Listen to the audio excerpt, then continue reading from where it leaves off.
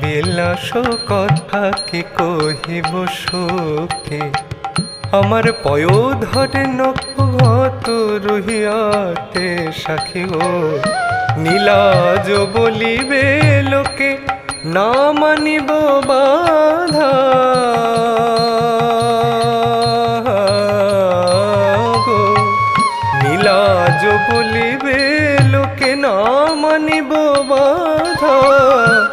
ভাঙিয়া কুলের বেড়ে ভাঙিয়া কুলের বেড়ে পুরাইব সাধা গো মদন মনোরথ পুরাণ হইলা মদন মনোরথ পুরাণ